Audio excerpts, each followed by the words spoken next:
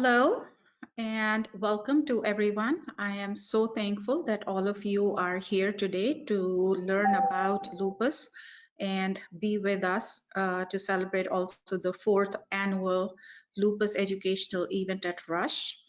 I'm very thankful to Lupus Society of Illinois and my colleagues from the Rush Lupus Clinic for supporting this event. It has become a great event and a resource for people to likewise exchange ideas. We are very proud of our work we are doing at the Rush Lupus Clinic with providing care to patients with lupus, educating future doctors in this field, as well as conducting research and being involved in clinical trials. We are also actively engaged in offering a support group for our lupus patients and in the community, as well as doing some community educational events. We've been doing this in collaboration with the Lupus Society of Illinois, and it is my pleasure to introduce Mary Dollier, who has been the backbone in putting this program together with us. Thank you so much again for being here today. Thank you, Dr. Jolly. I appreciate that. I'm Mary Dollier and with the Lupus Society of Illinois, and we are so glad that you've all come out and joined us today for the 4th annual Rush Lupus Clinic and LSI educational event. Before we get started, I did want to go over the disclaimer. This event is for educational and informational purposes only and serves to benefit our mission. The Lupus Society of Illinois does not provide medical advice or recommendations. This information should not substitute or replace expert medical care.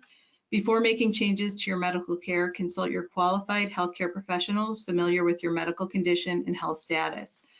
We have a really wonderful assembly of presenters, and then of course at the grand finale is the panel discussion with the Lupus Clinic team. And this year, we always work very closely with Dr. Jolly, and Dr. Nika also has really taken a lead in working on this presentation and making today's event the success that it is. And so I did want to go ahead and introduce Dr. Nika and say thank you and give her the opportunity to say a few words. So Dr. Nika, if you want to, there you go. Oh, yeah, I just unmuted myself. Hi, everybody. I'm really happy to participate in this event that we've been putting together for about 4 years now with great support of Dr. Jolly and everybody at the Lupus Clinic. Dr. Sequeira and myself are very happy to participate and to be helpful in any way we can, supporting our lupus community. I would like to thank Mary and Charles and everybody at LSI for supporting this event and putting it together. It's been a great success every year. You know, the feedback from the patient is invaluable, and we're really happy to do it again. So we have some great presenters, starting with Dr. Hassan. She's one of our great faculty at Rush University. She's the director of the Ultrasound Clinic at Rush. She's a graduate of University of Nottingham, UK, where she finished her internal medicine residency, and she's done an internal medicine residency here in the States as well at St. Luke's Roosevelt University in New York. Then she went forward to do the fellowship at Case Western Reserve University in Cleveland, and Dr. Hassan is very passionate about patient care and teaching as well. So we're very happy to have her present something about the very hot topic that we're all dealing with in the last 9 months, COVID, and how COVID-19 affects specifically the patients that already have autoimmune conditions and are on immunosuppressive therapy. So we're gonna have Dr. Hassan teach us all about the COVID-19 and lupus. Okay, thank you, Dr. Nika. I'm just going to add in there, Dr. Hassan is also our site research main lead person for the global COVID rheumatology registry that is worldwide. So she's involved in doing some research with the trainees also on COVID. Okay, well, thank you to the organizers for inviting me to speak about COVID-19, and thank you to Dr. Jolly for the introduction. So I think I will turn off my video camera just for the presentation so you don't get distracted by my beautiful face. And then I will turn it back on when we have questions at the end.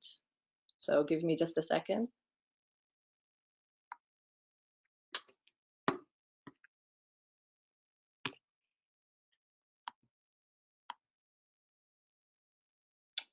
Okay. So COVID-19, actually how I'm going to do my talk is I'm going to put it in two parts. The first half of my talk is really going to talk about the basics of COVID-19, what it is, how we catch it, what symptoms we get if we have COVID-19, how we diagnose that, how we treat COVID-19, and more importantly, how we try to prevent catching COVID-19. The second part of the talk will focus more on how COVID-19 impacts lupus patients. Okay. So to start, COVID-19 belongs to the family of coronaviruses, and the coronaviruses are not new to humans, but this particular strain, COVID-19, is brand new to humans, and it's called SARS-CoV-2. We believe that it actually recently emerged from an animal reservoir, probably the bat, and then jumped over into humans. The first cases were reported from Wuhan City in China at the end of 2019. So if you ever wondered what COVID-19 stands for, it's actually for coronavirus disease, and the 19 stands for the year that it was first discovered. So the coronaviruses are named for their crown-like spikes that you can see in the diagram.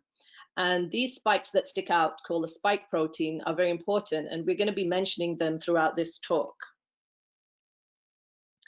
So it is really amazing what this tiny virus has done to us. It has brought the whole world to a standstill. It has spread to 191 countries or regions. Globally, it has infected more than 65 million people and killed 1.5 million people. In the United States, it has caused 14 million cases and more than 274,000 deaths.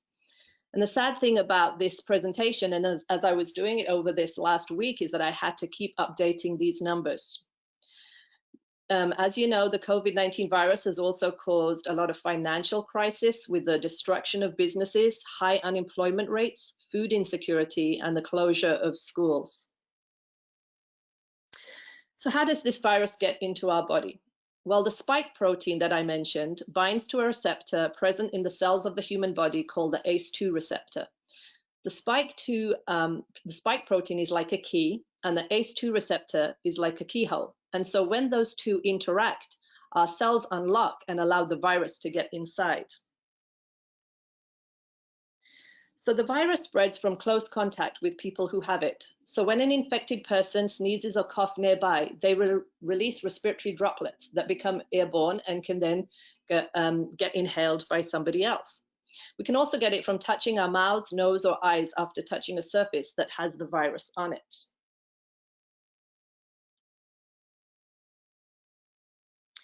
So how do we test for COVID-19? Well, there are different types of tests. Diagnostic tests test to see if you have active infection now at the time of the test, whereas antibody tests show if you've been infected with COVID-19 in the past.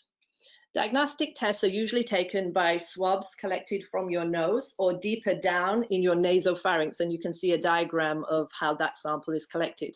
We also have some tests that can detect COVID-19 from saliva samples. There are different types of diagnostic tests, with molecular tests being a bit more accurate than antigen tests. In terms of the antibody tests, which tell if you've had infection in the past, we usually get those by taking your blood. And you have to remember, it takes 1 to 3 weeks after an infection for our body to make the antibodies. And so these tests will only show up positive after that time.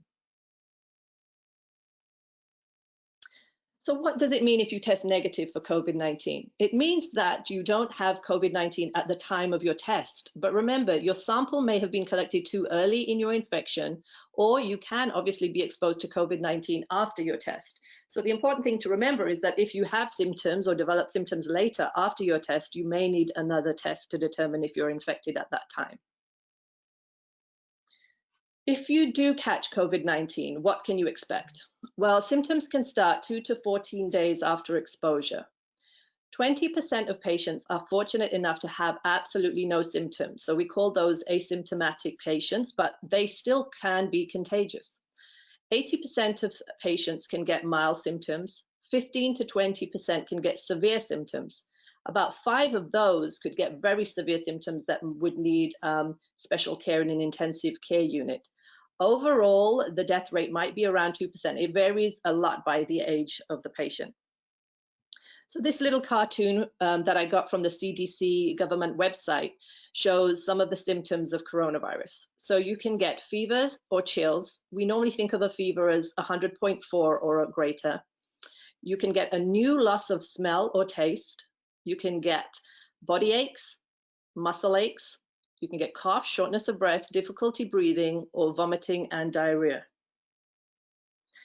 Some of the really important symptoms that should make you seek very immediate attention, like call 911, are chest pain and pressure, confusion, trouble breathing, difficulty staying awake, or blue lips and face. So one thing I was thinking about is that you have to be careful because some of the COVID-19 symptoms could mimic or overlap with symptoms of a lupus flare. And the symptoms I can think of that would be fever, body aches, fatigue, shortness of breath, and headache. Even confusing things even more are that some of the blood test abnormalities that we can see with COVID-19 can also be seen with lupus flares. So what does this mean? I think you and your doctor have to be very vigilant and have a high index of suspicion for COVID-19, especially as the cases in the community are increasing, or if you've been exposed to someone with the virus. So hopefully, if you get COVID-19, you're going to be in the category of patients who have mild disease that can manage it at home. And again, this is another cartoon from the CDC about some tips about how to manage your virus at home. So the most important thing is to stay at home. Don't go to work, don't go to school. Try to isolate yourself from other people in your household. Don't share utensils with them, and keep good hygiene. Cover your cough and your sneezes. You have to monitor your symptoms very carefully. And if you start to develop any of the serious symptoms, have a low threshold to call 911. If you do have to call the emergency team, do let them know that you have COVID-19 so they can also take the necessary precautions to protect themselves. Get lots of rest and stay hydrated. So these are some of the other tips that I thought of for managing COVID-19 infection at home. You can take Tylenol to try to help reduce your fevers. If Tylenol doesn't work, it is safe to use non-steroidals like things like ibuprofen, Motrin, Advil, Aleve.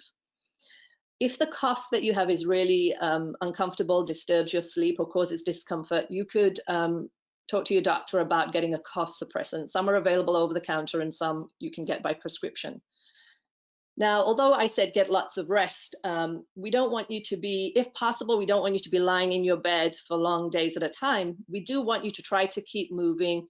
Sometimes sleeping on your front can actually help if you're having breathing difficulties because it opens up your airways in your lungs. Try to change positions frequently, try to walk around. This will also prevent things like blood clots that people can get if they're staying in one position for too long. There's actually quite a lot of breathing exercises that I also found on YouTube. So for people with COVID-19 who are having problems breathing, you can go to YouTube and see some of these exercises. One thing that I would do, and I would recommend to my family, is to try and get a pulse oximeter. So this is like a device shown in this diagram that you put on your finger and it checks your blood oxygen levels. And if your blood oxygen levels drop to the low 90s, so anything like 92, 93, I think that's a point that you really want to seek some emergent medical help too. There may also now be a new option for the treatment of non-hospitalized COVID-19 patients, and these are called the monoclonal antibody drugs. They're basically antibodies against the virus's spike protein, and they've got a couple of fancy names there. I'm not going to try and say those. They received emergency use authorization by the FDA in November. Now, they're only to be used for patients with mild to moderate COVID-19 disease, and they're to be used in patients who have additional risk factors that would make them at high risk for going on to get more severe COVID-19 or needing hospitalization. Those risk factors are patients older than 65, obese patients, so overweight patients, and patients with other chronic medical conditions like diabetes, high blood pressure, kidney or lung disease. Immunosuppressed patients, like patients with lupus, would also probably fall into this category. And the studies looking at these drugs found that they reduced COVID-19 related hospitalization or emergency room visits after they were given. However, they're very tricky to administer. They do have to be given through an infusion, which means that you need a line put into a vein and the medicine drips through into your body. And it has to be given early after the infection starts. There may be risks of infusion reactions or allergic reactions, nausea, diarrhea, and dizziness. If you ask me, well, do you know if this is going to help lupus patients? I really don't know because we don't have a lot of data about these drugs, but they are now an option. If you were someone who was isolating at home because you had COVID-19, how do you know when you can come out of isolation? Well, here are some guidelines from the CDC. So you should have no fever for at least 24 hours without needing the help of fever-reducing medicines like Tylenol. You also should have improvement in your other symptoms, such as a shortness of breath and cough. At least 10 days have to have passed since your symptoms first began. In some patients who had really severe COVID-19, they're actually advised to isolate for a bit longer. Some people ask whether they need a negative repeat swab to be allowed to come out of isolation. We don't really need to recommend that these days because there are a few patients actually where the swab will come showing back positive for a few months, even though patients are not contagious. If you do have to end up in the hospital for COVID-19, the good news is that we now have more experience with how to handle COVID-19 patients. So a lot of the things that will happen in hospitals around supportive care, like giving you supplemental oxygen or IV fluids if you need that. We have an antiviral drug called remdesivir, and that's been found to shorten the recovery time of patients with COVID-19. And we do have dexamethasone, which is a steroid. That's reserved for the very sickest patients requiring oxygen, and it's actually been shown to improve survival in those patients. We do use drugs to prevent blood clots, and then we have many other drugs that might be used as part of drug trials, so we're still trying to find out whether those drugs are effective or not. The most important thing is to try not to get COVID-19 in the first place. So prevention is the key. Masks, masks, masks really are really important. And multi-layer cloth masks made with tightly woven cotton with at least 2 layers are really quite effective and almost as effective as medical masks. In the beginning stages, we used to say just wear a mask to protect others. But in November, the CDC updated their guidelines and now emphasize that masks can also protect the wearer as well as other people around you. One study showed that if universal mask wearing was increased, we could save 130,000 US lives by the end of February 2021. The most important thing is to wear your mask correctly. And unfortunately, we do see a lot of patients who wear their mask, but it unfortunately slips down below their nose, and that's not giving you or others any protection. So make sure your mask fits very tightly around your nose, your mouth, and around your ears. Before you put on and off your mask, wash your hands and try not to keep touching your mask. If you're using fabric masks, remember to keep washing those. If you use medical masks, they are disposable and you should kind of wear a new mask every day or when they get soiled. Other things that are important for prevention are what we all know: social distancing, keeping at least 6 feet apart from others. Hand hygiene is really important as well. And so when you wash with soap and water, you have to try and wash for 20 seconds. It really doesn't matter what type of soap you use, but just wash well, wash for 20 seconds. If you don't have kind of access to that, you can use hand sanitizers with at least 60% alcohol content. At this time, we really are suggesting to try to avoid crowds and non-essential travel. Some people ask us about gloves. Really, disposable gloves, not really recommended other than when caring for someone who is sick or cleaning, disinfecting your home. A face shield could also provide some extra protection because it protects your eyes, which could potentially be a source of COVID-19 entering the body. But remember, you can't just wear a shield without a mask. So moving to the second part of the talk, I tried to think about what lupus patients might want to know about COVID-19 infection. And so these are some of the questions I came up with, and I'll try and answer them, but I'm not sure I have answers for all of them. So are lupus patients at higher risk of infection? Do lupus patients who get COVID-19 do worse than other people? Does hydroxychloroquine or Plaquenil, however you know it, prevent lupus patients from getting COVID-19? Does hydroxychloroquine help treat COVID-19? Should I stop my lupus medication? Should I get the COVID-19 vaccine? So what do we know about lupus patients and their risk of infections in general? So I'm not talking about COVID-19, I'm talking about infections in general. Well, we do know that lupus patients are considered immunocompromised because of their disease and the medications that they take.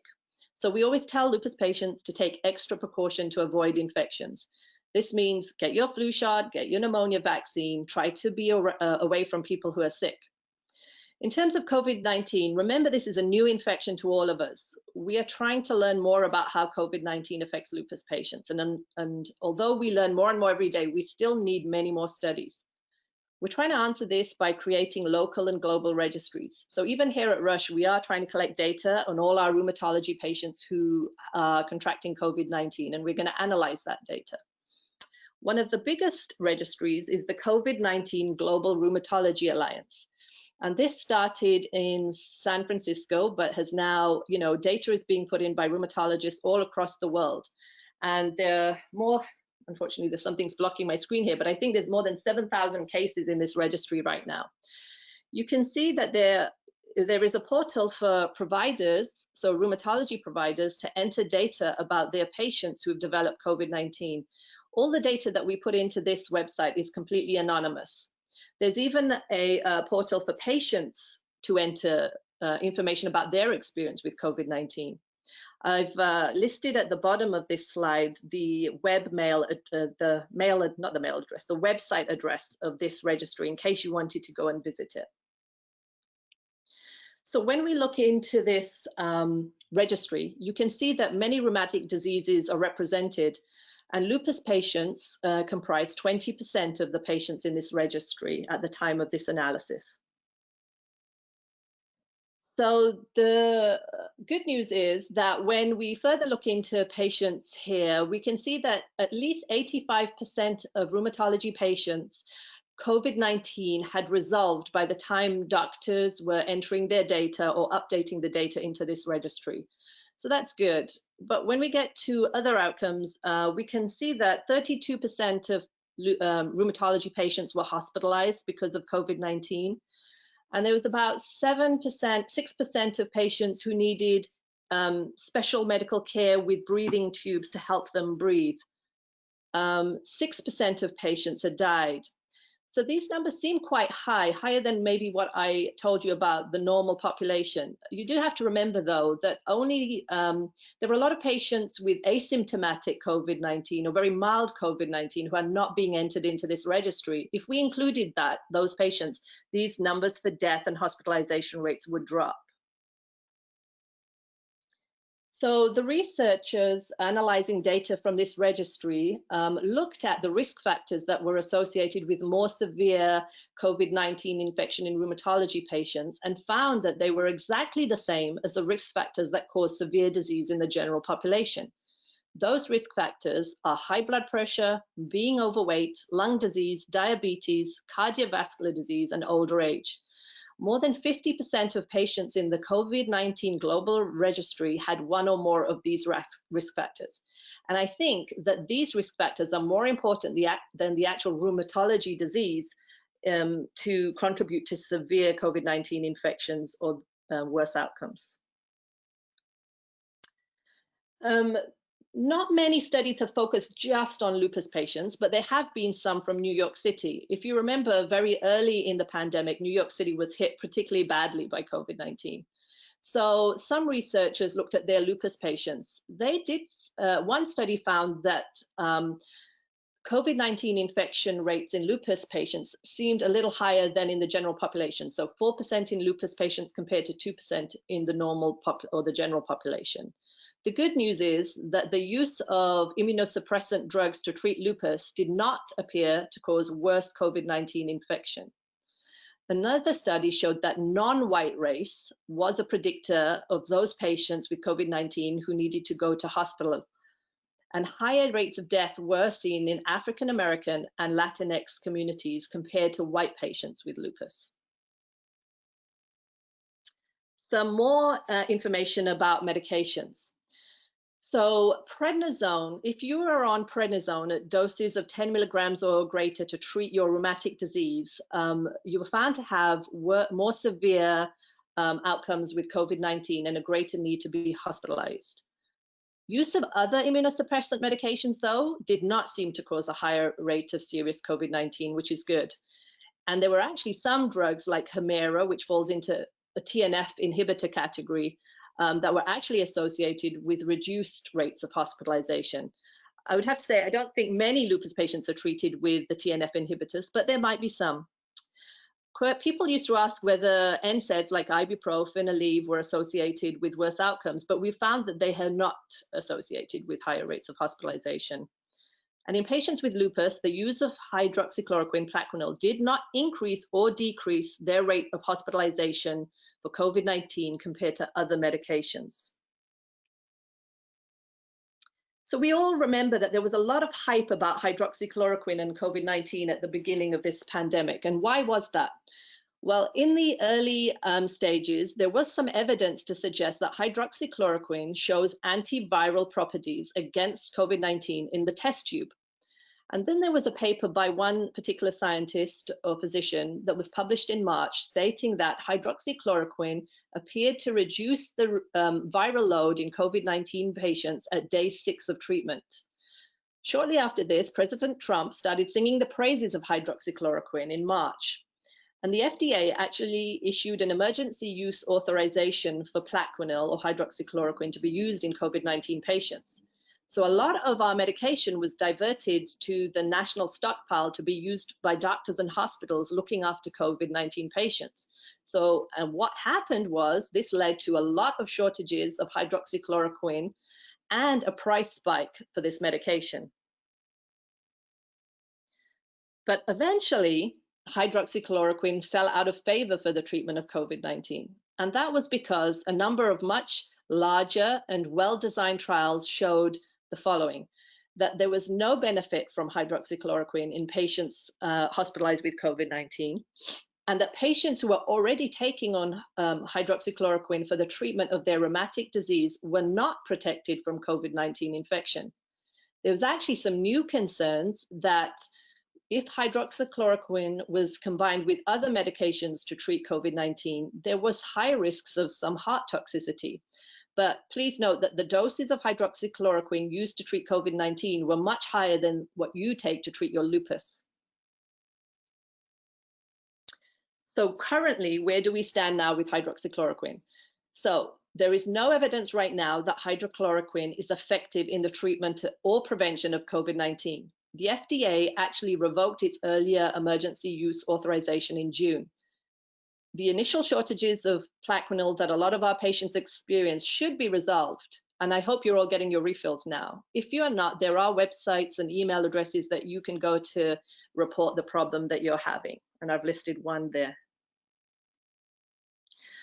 But it was interesting because I wondered, what did the effect of our patients having a lack of supply of their medication hydroxychloroquine have on their disease?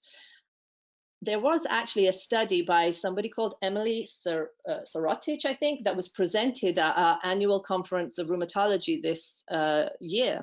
And she looked at patient experience data from the global rheumatology registry that I mentioned earlier. She had 9,000 respondents, and 41% of those were taking hydroxychloroquine or a similar medication called chloroquine for their rheumatic disease treatment. 6% of them reported that they were unable to continue to take their hydroxychloroquine because of a lack of supply at their pharmacy. The problem was much worse in Southeast Asia and Africa, with 26%, 21% of patients reporting a shortage at their pharmacy. In America, it was about 7%, and in Europe, it was 2%. They actually also interestingly found that patients who experienced some drug shortage had higher levels of rheumatic disease activity and suffered some poorer mental health and physical health at the time. as a consequence of not having their medication. Other findings from the study support what I've said before. They really found similar rates of COVID-19 infection among patients on hydroxychloroquine as compared to those not on those drugs. So again, supporting that hydroxychloroquine does not protect patients with rheumatic disease from COVID-19 or from hospitalization from COVID-19. So I just wanted to add this one reassuring study that was also presented this year at our annual College of Rheumatology conference. I mentioned that there was some concern that hydroxychloroquine caused some heart issues when it was used to treat COVID-19 patients. This study looked at 194 people with lupus and did heart tracings in patients and compared those who were taking hydroxychloroquine with those who are not. The good news is there was no significant difference in heart tracings, and none of the patients in the study had rapid heart rates or dangerous heart rhythms. So this is reassuring that if you take hydroxychloroquine for your lupus, it doesn't seem to cause similar heart problems than what was found in the COVID-19 studies. So to answer your question, should I stop my lupus medication if I get COVID-19 infection?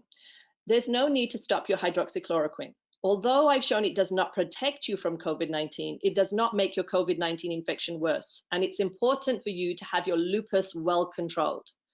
You can continue things like non-steroidal anti-inflammatories if you're already taking them.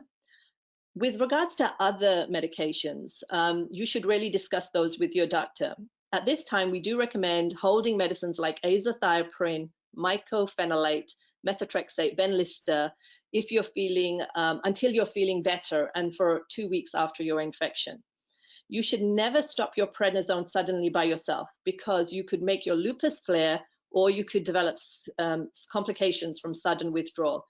Your doctor may decide to reduce your prednisone a little bit, but it's completely up to them and it has to be done carefully. So just discuss with your lupus doctor. So the good news is that vaccines are on the way, and I really think they are going to help control this virus. The reason that we've had an accelerated development of COVID-19 vaccines is that a lot of money has been poured into this, and we have something called Operation Warp Speed, which is a partnership between the Department of Health and Human Services, the Department of Defense, and private firms and federal agencies.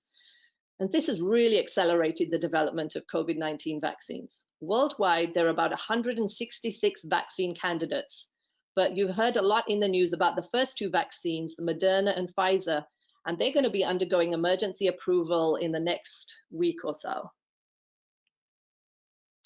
So these newest vaccines work by using something called messenger RNA technology, which is new. Messenger RNA is really like a blueprint. It is processed in the cells to make the COVID-19 spike protein. And then our immune systems will make antibodies to these spike proteins. So when we are infected, if we do get infected with COVID-19, we'll already have the antibodies developed to try to fight infection. It's really important to know that these vaccines do not introduce the actual COVID-19 virus into your body. So here is some data that I just recorded from what we know about the Pfizer and Moderna studies. You can see that they were large trials. They have a lot of participants, and they have really high effective rates of 95%. This is much better than the flu vaccine even. Different volunteers did comprise different racial and ethnic groups, and the good news is that efficacy was consistent across age, gender, race, and ethnicity. It's important to know that no serious side effects happened, but in all honesty, there are some side effects that you should be aware of. In the Pfizer vaccine, about 3%, 4% of patients developed fatigue, about 2% developed headache. In the Moderna vaccine, about 10% of patients developed fatigue, about 9% developed muscle pain, 5% joint pain, and about 4.5% headache. Now, again, when you get these symptoms, it does not mean you're getting coronavirus. It's just, in some patients, actually a sign that your immune system is making a robust response to the vaccine. And side effects are not unique to COVID-19 vaccines. Remember, children, often when we vaccinate them, they develop fevers after getting the vaccines. Things like the shingles vaccines can give you also fatigue, fever, and some of similar side effects. This is why I think you should get the vaccine. So none of the trials for Pfizer or Moderna were discontinued or held due to any serious adverse event. The risks of the virus are far greater than the risk of the vaccine. And FDA approval will only be granted after comprehensive safety checks. The only immunizations that really pose harm to lupus patients are live attenuated vaccines, and none of these early vaccine candidates are live. Some of the things we think about when we give vaccinations to patients who are immunosuppressed or on immunosuppressants are that maybe they don't amount as good an antibody response as people not on those medications, but any protection is better than none. We are going to require about 70% of the population to obtain the vaccine to obtain something called herd immunity to protect us against COVID-19. So to quote Dr. Fauci, who we as doctors and scientists all love, if you want to be part of the solution, get vaccinated. If you ask me, I'm going to be first in line to get the vaccine when it's available to me. But if you have some hesitancy about the vaccine, please do speak to your lupus doctors, your other doctors, people who you trust, and try and get their opinion. And so just to end, what are some other important lessons that we've learned from COVID-19? So one interesting thing, I think, is that we started using telemedicine in a large way for the first time. And I think this is probably here to stay. And although it doesn't work for everyone, it is provided quite useful and an easy way for patients to stay in touch with their doctors. And although we've always known that healthcare disparities have existed in ethnic groups, it's really been highlighted by the COVID-19 pandemic. And there really is an urgent need to try to focus on trying to solve these issues. There are lots of reasons why different ethnic groups have been affected heavily by the COVID-19 vaccine. Some of the long-standing inequalities that they suffer have made certain ethnic groups less likely to be insured or have greater difficulty seeking medical care. They're more likely to have existing health conditions, and they form part of the workforce that doesn't have the luxury of working from home. If we just look at the Chicago statistics, focusing on African Americans alone, they account for more than half of those who have tested positive for coronavirus and 68% of virus-related deaths, even though they only make up less than a third of the Chicago population. So Mary Laurie Lightfoot had this to say about those statistics. She said, "This is really a call to action moment for all of us. And those numbers really do take your breath away." And the statistics were some among the most shocking things she'd ever seen as mayor. So hopefully, we will come together as in the community and physicians to try to address these health disparities. So I just listed some resources that were helpful during me making my talk and I think will be helpful to you. And I'd like to thank you for allowing me to present to you, and I'm happy to take any questions that you have. That was wonderful. Thank you so much for putting that together. I know with COVID, there's so much that's still coming in that's new.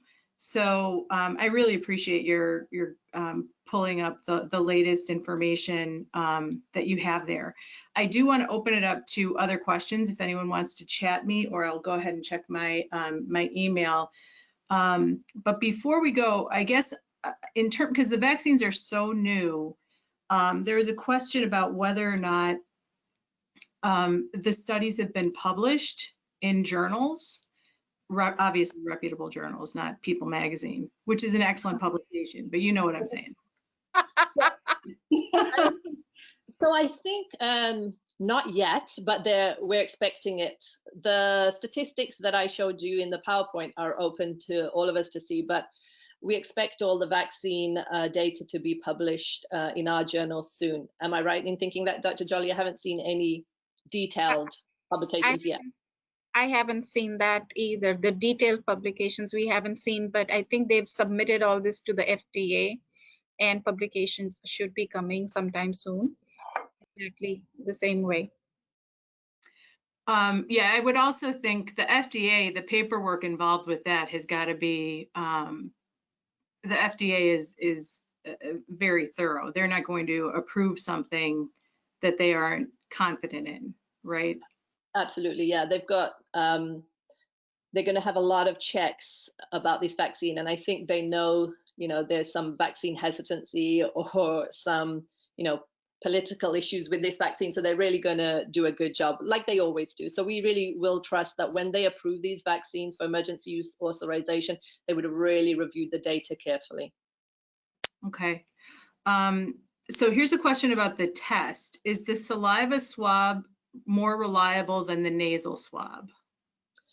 No, I don't think it's more reliable. I think, again, it's kind of confusing. They're the molecular tests and the antigen tests. Molecular tests are more reliable. And sometimes we don't know which test you're getting, but the person doing the test or the hospital, the facility should know which test you're getting. But saliva tests are not more accurate than the nasal swabs. I don't have information to say that. Okay, to suggest that one is more than the other? Yeah, but molecular tests that check for PCR are more reliable than antigen tests. But again, you can't tell what test you're having just by what kind of swab it is. You need to ask, is this a molecular test or an antigen test? Molecular tests are more reliable usually. Okay. Then let's see, somebody asked for me to include a link, so I'll go, oh, Dr. Jolly did already. Okay, so I'm trying to dig out the questions. So forgive me, you probably went through this, but you're saying that the vaccine is safe for lupus patients. There's no, and you're basing this on, there's no evidence of the tens of thousands of people who've gotten this vaccine that there have been negative reactions from lupus patients specifically. So the honest answer is, I don't have the data to know how many of the patients in that trial were lupus patients. We don't have all that information yet. When trials first come out, a lot of time they don't include patients on, when we do vaccine trials, they don't always include things like pregnant patients or patients who are immunocompromised in their early cohorts. But just thinking about the way the drug works, these first few drugs that are being released by Moderna and Pfizer, just trying to think, could they pose a danger to lupus patients? The way they work, there doesn't seem to be a safety signal. Like I said, live vaccines, where you actually introduce the live vaccine into patients, they could potentially be harmful for lupus patients, but Moderna and Pfizer and all these early vaccines, none of those are live vaccines. But the honest answer is they probably have not been tested in a lot of lupus patients, but just thinking about the way they work, I can't see that they would pose a danger to lupus patient, immunocompromised patients, because they're not live vaccines. They do not introduce live vaccine into you. Okay, so that makes a lot of sense, because obviously lupus patients are always wary of vaccines, but it's live vaccines that they have to be most wary of. Yeah. And when you brought up the HCQ, Dr. Jolly texted out, remember that? And I was like, oh boy, do I ever. That was really, I think that's kind of going to go back. People are going to look at that as a reason not to do something like that, not to jump the gun until there's the science behind it. Don't you think? I mean, I think that was challenging on every level. Yeah. And again, I think it was, this was a new pandemic and people were trying everything they could.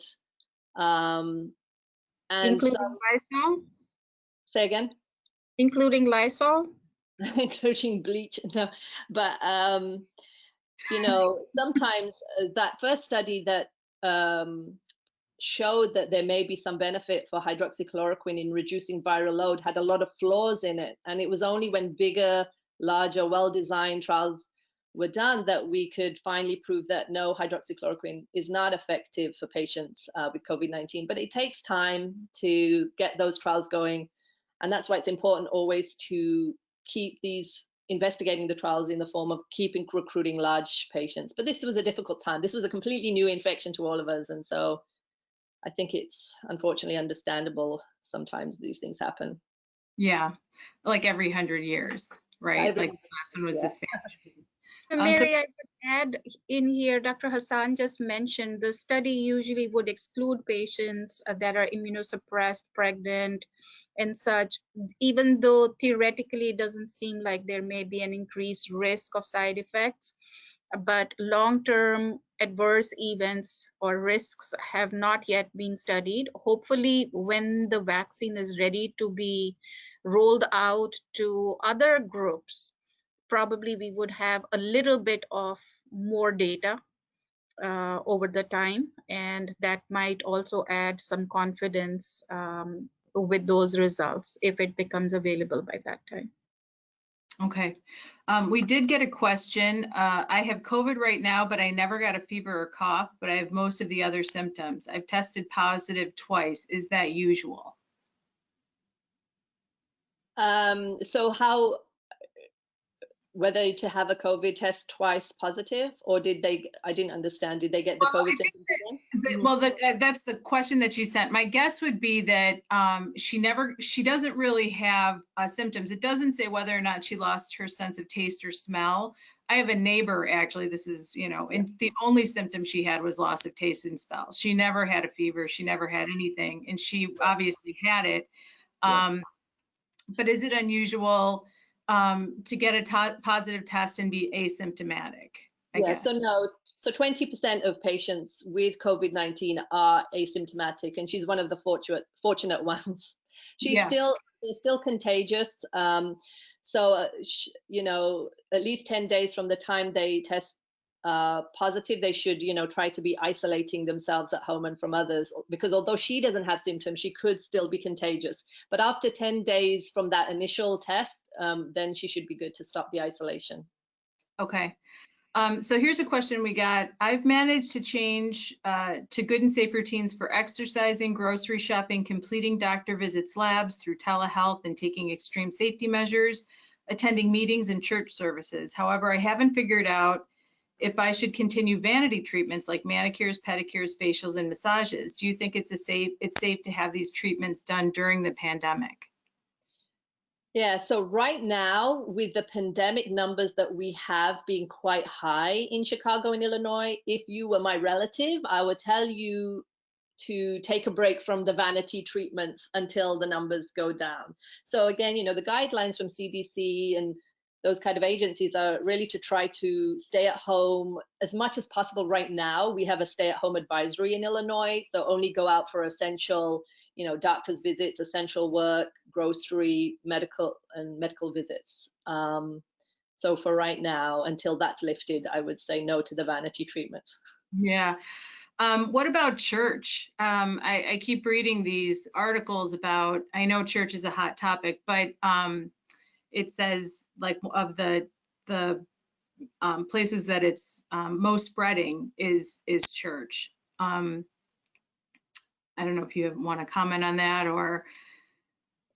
Yeah, I don't. I think it's a hard one because places of worship and people's religion is very important to them. But a lot of religious communities have been doing telemedicine for their their services, which I think is a great idea. If people do attend churches, the same social distancing rules apply, wearing masks.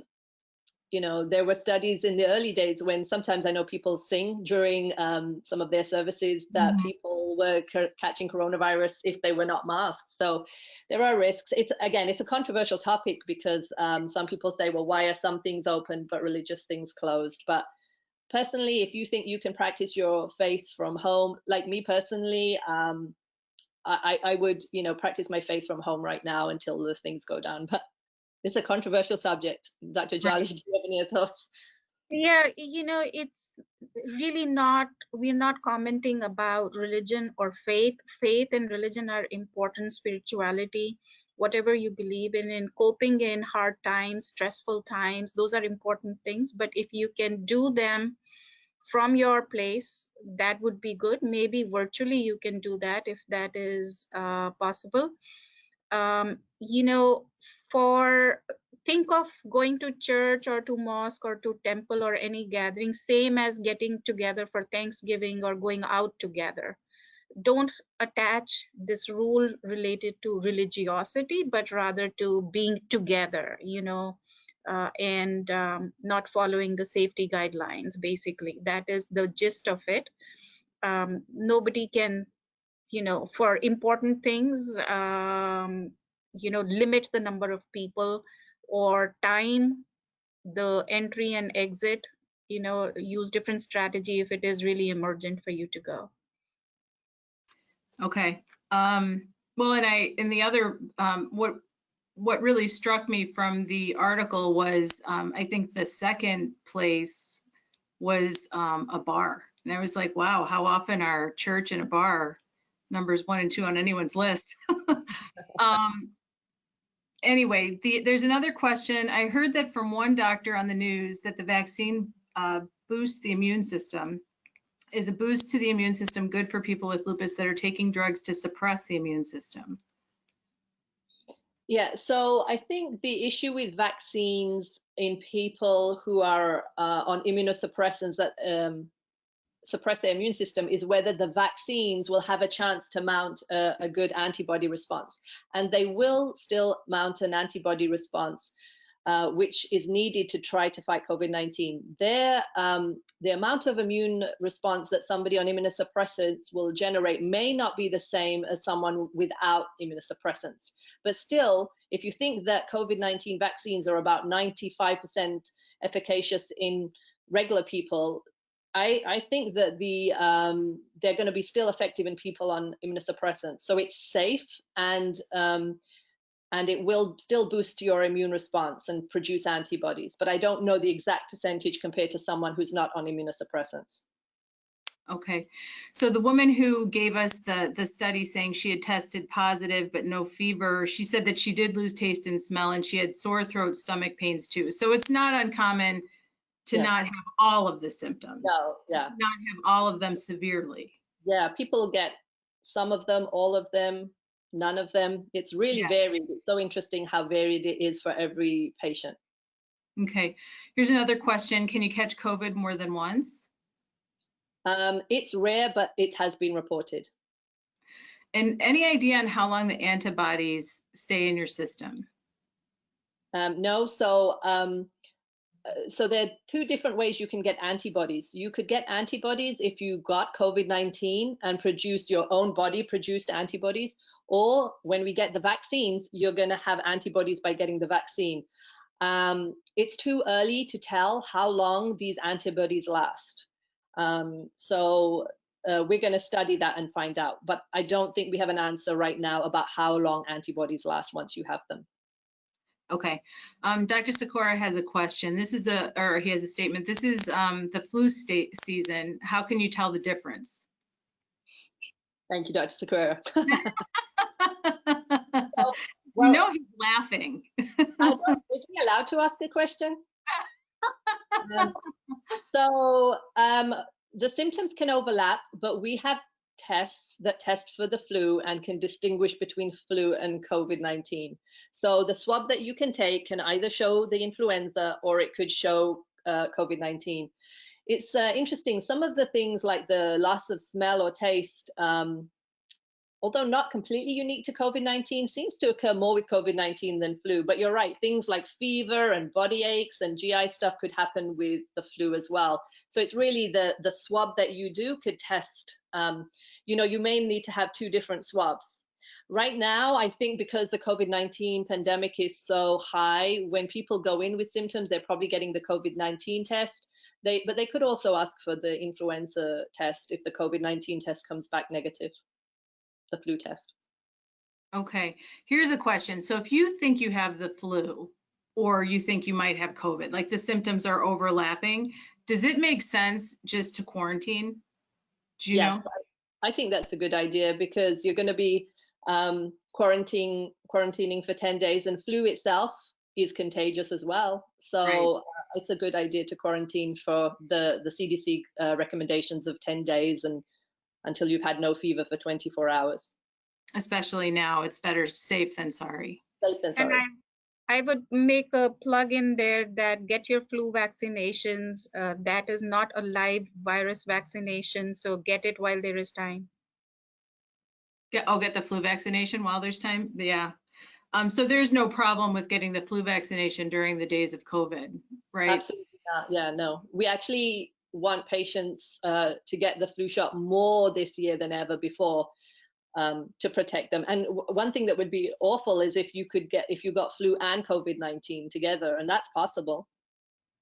Okay. Oh, wow. That sounds like a really unpleasant situation. Here's a question. I'm sorry. I was just going to say, I think that we'll find that because we've trying to be doing a better job about wearing masks and social distancing and cleaning our hands, the rates of flu this year are down, which is good. Oh, okay. Here's another question. Should I cancel my colonoscopy scheduled for next week? So if you are asymptomatic and you don't have COVID-19 and you didn't travel for Thanksgiving, I don't think there's any indication that you need to cancel your medical procedures, because most hospitals, like at Rush, we are still open for visits and procedures. But they will have some screening questions. And I think for colonoscopies, they may even make you do a COVID-19 test.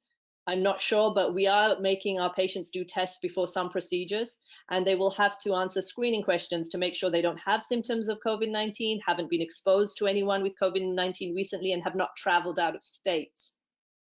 Yeah. I agree that I think most places are requiring the test before even elective procedures and such. Well, and maybe talk a little bit about going to the hospital for issues. Early on in the pandemic, people were dying at home because they didn't want to call an ambulance. But actually, I got a mammogram during COVID, during the summer, so it wasn't now, but it was as safe as humanly possible. Like, they changed all their protocols. So, and I'm sure Rush did the same. Do you want to talk a little bit about how safe it is to go to the hospital now? Yeah, so the hospitals have really done a good job about taking extra precautions. So limiting the number of patients in waiting room areas, screening questions, temperature checks. Right now, we're not allowed extra visitors to come in with the patients. We're really trying to keep our patients safe. One of the consequences that we saw earlier in the pandemic, when people were putting off some of their medical care, was that they suffered as a result, because, not getting the test they needed or seeking medical care when they needed, they actually, had some bad outcomes sometimes. And so we're trying, even though the numbers are going up right now, we're trying to keep our hospitals open for procedures and surgeries and medical visits, because we need to continue to provide the medical care that's really important to patients. And a lot of safety measures are in place, and we hand out masks to everyone when they come, clean new masks. There's a lot of policies and procedures in place. And you also take temperature right outside. Yeah, there's like a thermometer gun that's that I was blown away by. I was like, it's Star Wars. No, it's COVID. So there's a lot of technology. Yeah. All right. So any other questions or concerns during this time? I think lupus patients they're going to have a hard time getting the vaccine. Not all of them, but I think a percentage of them, based on conversations I've had, because they are afraid that it's going to destabilize them. So I don't know if either of you want to address that head on, the destabilization that the vaccine may cause, or if you feel like you've already covered that. Well, when you say destabilize, I presume they might be asking whether it's going to make their lupus symptoms worse or flare, but just thinking about vaccines that we have used in the past for many years. Although patients can get some side effects from a vaccine, some of the things I mentioned, fatigue, headaches, joint pains, those are short-lived and temporary. And there is no mechanistic indication how the COVID vaccine will make lupus worse in lupus patients, because it's not altering the immune system or causing any flare in that sense. It's just providing the ability to make an antibody specifically to the COVID-19 vaccine. So based on prior vaccines, I don't see any evidence that it can make lupus worse. But you're right that, as Dr. Jolly said, we're going to have a lot more experience with the vaccine in when it starts rolling out before it gets to probably lupus patients. So, for example, healthcare workers, we're going to be some of the first up, and many of us have lupus, you know, chronic medical diseases like diabetes, blood pressure, and we're going to have more experience because we're all going to be vaccinated, and they're not going to stop checking the safety of the vaccine once it rolls out. They're going to keep monitoring patients from those trials and patients as we get it, and any safety signals that arise are going to be flagged early. But I can't think of anything that how it would make lupus worse. Dr. Jolly, do you want to add No, anything? I think you said enough. We don't have any concrete data in front of it that it will make anything worse. We just don't have any data. We won't have it right away either. But more data will come over time. But you know, some of the side effects that Dr. Hassan already mentioned, muscle aches, pains, you know, mild fever, flu-like symptom can happen, but those are side effects from the vaccination, and one may confuse it with, oh, maybe my lupus is acting up, but that's different. That's an expected sort of a side effect. Yeah, and if you know to expect it, I think that's going to help. And also, it's going to be short-lived. Any side effect from the vaccine shouldn't last more than a few days. Okay. And then this is an unprecedented time. It's an unprecedented time frame for a vaccine. All of that's amazing. How do you feel like the medical community as a whole has tackled this crisis? Like, there was so much fear early on. People didn't want to go to the hospital when they were having a heart attack. And I as a layperson, I'm just very impressed, and I'm interested in what you think, what your thoughts are on how Rush has handled the COVID crisis. Personally, I've been really impressed with how Rush has handled the COVID crisis. We have a special facility that was kind of, they say, built for this pandemic, even though we didn't know it was coming. So the structure of the hospital is such that we were able to open more beds for COVID-19 patients, move patients around so we could separate COVID-19 patients from other patients, keep services running. You know, in the initial days of the first surge, we did close down some emergency, elective surgeries and moved more to telehealth. But this time round, everything, you know, we're not even canceling elective surgeries right now. And Rush has become really, really kind of improved with the experience they learned early on the pandemic, and are doing a really great job handling it, and are not overwhelmed at all. I would say that I'm sure, you know, I'm not a frontline worker. I do feel for my colleagues there in the ICU and in the medical units looking after COVID-19 patients, and they've really been working hard since March, you know, the doctors, the nurses, the respiratory therapists. And I urge patients, please, you know, think about those doctors who've been working, nurses and respiratory therapists, everybody in the hospital who's been working so hard. You know, please wear your mask, please listen to the guidelines that are coming out about non-essential travel, because we're really trying to prevent the spread so that our hospitals don't become overwhelmed, and give our healthcare staff a break, because they've been, you know, I really put my hat off to all our colleagues who have been working since March nonstop, and I really admire them. Right, and the frontline workers, you know, by asking the public to take these precautions, the healthcare professionals have improved their treatments of COVID. Like the mortality rate is down. Absolutely, yeah. Started, so everybody's learning at the same time. So the public should have to do their part, just like the medical community has. So, yeah, no, that's wonderful. Can I add, Mary, to that? I think Russia's shown leadership in this. You know, right when it started, it jumped in and started taking transfers from other hospitals that didn't want to handle COVID patients, set up, you know, different isolated units, clinics, you know, testing tents, where you could drive in, and then has been on the media, talking about educating people with Pritzker, Lori Lightfoot, and everyone. Doctors have been working on surge plan, and right now it's the second surge plan. And as Dr. Hassan said, hats off to everyone. But one has to realize, worldwide, there have been so many deaths in healthcare providers and, health staff. One needs to take things very seriously and honor what they're doing, respect what they're doing, and the way to respect what they're doing, the deaths, people that have lost family members among these, groups, is by following the recommendations. Follow the recommendations yourself, and if you see somebody who's not following, tell them. If you see somebody's mask is down, tell them. Be the person to, take that responsibility. Use the masks, use the distancing, wash your hands, avoid any unnecessary travels and gatherings. Rush is taking a lead. We are involved in clinical trials also related to COVID, research related to COVID. All of us are trying to do our bit, including the trainees.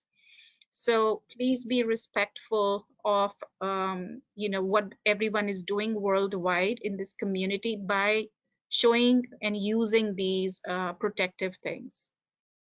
Okay, wonderful. All right, well, on that, I will close out the presentation. Thank you so much for all of your hard work and for putting this together and helping us all understand this very challenging time.